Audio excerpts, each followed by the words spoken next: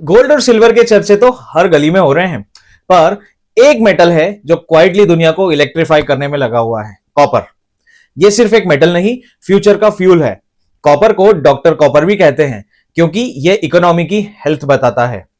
जब इंडस्ट्रीज चालू होती हैं, इंफ्रास्ट्रक्चर बनता है, तो कॉपर डिमांड जंप करती है, और जब स्लो डाउन आते हैं, कॉपर प्राइस सबसे पहले स्लैश होते हैं। मतलब अगर कॉपर स्माइल कर रहा है, तो इकोनॉमी भी फिट है। सोच के देखो भाई, कॉपर हर जगह है, घर के स्विच से लेकर स्मार्टफोन के अंदर तक।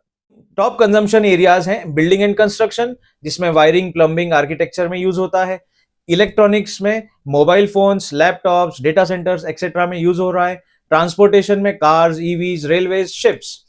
रिन्यूएबल एनर्जी में सोलर पैनल्स, विंड टर्बाइंस और ईवी चार्जिंग स्टेशंस में। मशीनरी एंड इक्विपमेंट में मोटर्स, ट्रांसफॉर्मर्स और इंडस्ट्रियल गियर्स में यूज होता है।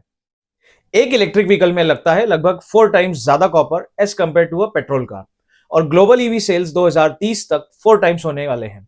वर्ल्ड बैंक के हिसाब से 2050 तक कॉपर डिमांड ट्रिपल हो जाएगी, क्योंकि नेट जीरो कार्बन गोल्स बिना कॉपर के पॉसिबल ही नहीं है।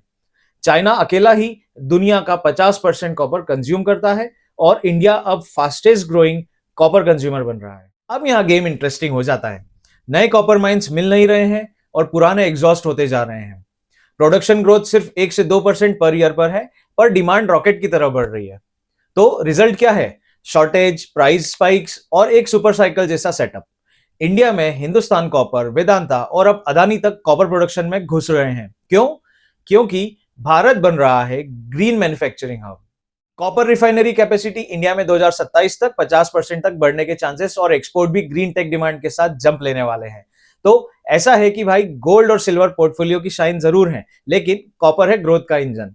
Silent performer but high potential. Industrial demand, EV boom, renewable race, supply crunch, सब कुछ कॉपर के फेवर में खड़े होते हैं। ये सिर्फ मेटल नहीं, फ्यूचर इकोनॉमी की बैकबोन है। तो अगली बार जब मेटल्स पे नजर रखो, तो थोड़ा सा इस रेड मेटल पर भी जरूर ध्यान देना। याद रखो, shine is temporary but strength is for ever.